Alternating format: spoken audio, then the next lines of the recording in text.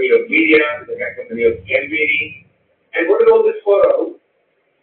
You are again given this very drawing room set that you will save you amount of money. Has anybody done a calculation? Have you come up with a figure? Let me take you two or three things very briefly. One, elections generate economic activity, commerce, taxes. But more than that, if you were to increase EVMs, if you spend 1/20th the money you are spending today for all this synchronization account, you increase EVMs, why don't you reduce the tenure of elections to a 4-week cycle at the most, instead of 7 weeks you have now? You know how much extra money you spend from 4 to 7 weeks? The committee did do a calculation. Their argument is it leads to an additional 1% growth in the GDP rate. Rate at which the economy growth will go up by 1% according to the findings and the calculations of around our full committee. Let me tell you that there has been absolutely no scientific basis of that calculation. None. It's not been shared in the way you are saying. It's just a conclusion. How do you say that GDP will increase 1%? The election is the same. The size is the same. Please don't think that you are reducing elections. You are having 3 levels of election ultimately from 2034 to 2039. 3 sets of elections, but around the same week. The number of elections, the number of people who go, the number of personnel, the number of polling booths is not going to change much. Actually, the only slightly valid point about it is that you will have a reduction in the MCC period. That is no doubt true. But then, that cost is something which is far outweighed by the festival of democracy, which means independence of electors to elect terms which are not preordained cuts by law. Can I get you to respond to Hari's charge that the opposition by saying that having the central and state assembly elections at the same time is an upfront, is a no confidence vote in the intelligence of the Indian voter. If you're expressing no confidence in the intelligence of the voter by saying just because he votes on the same day, he votes for the Lok Sabha and the assembly in the same fashion. Not in the least. It is a charge that the government is trying to over-influence that will of the people. After all, the electoral democracy, of course, publicity campaigns, movements during elections do influence outcomes. Everybody doesn't mean you are insulting the intelligence of the person. You are now talking of a regular cycle when the parliamentary issues will happen with the state issues, will happen with the municipal issues.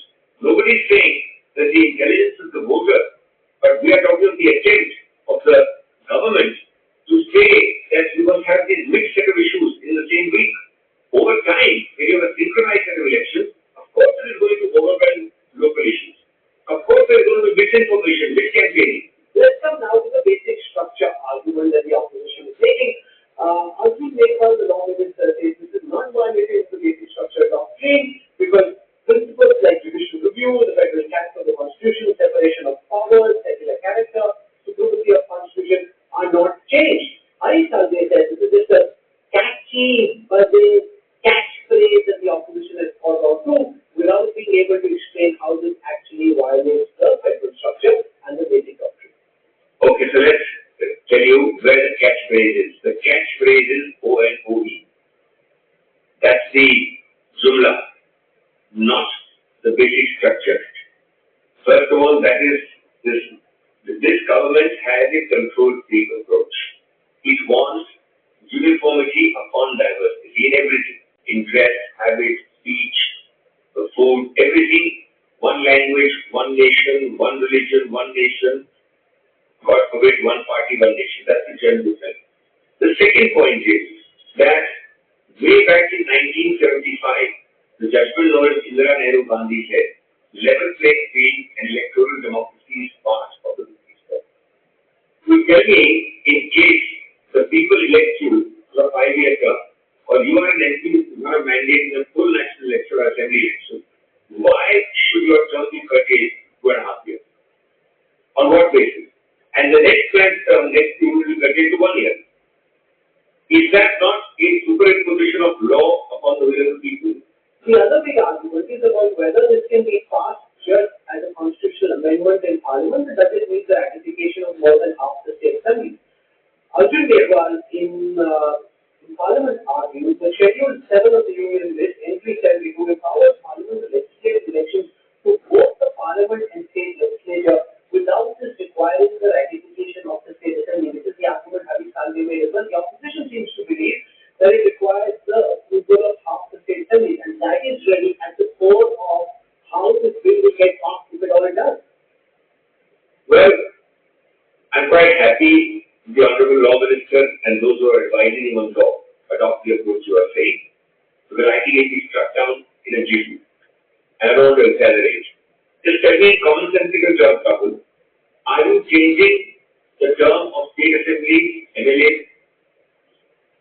Are you changing the character of state elections and further the parts between panchayati and municipal elections? What is the answer? Yes. So, now you are changing the character at that level and you are saying you don't need an amendment at the concept of state.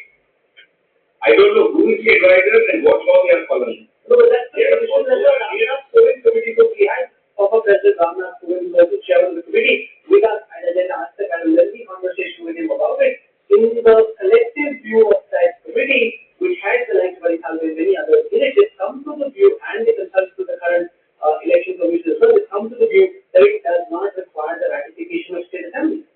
Well, I thank God that the committee is on the Supreme Court, thank God they are not in the High Court. Any constitutional court to any power will tell you the correct law and, if I may say to with deep respect, educate the errors of the committee.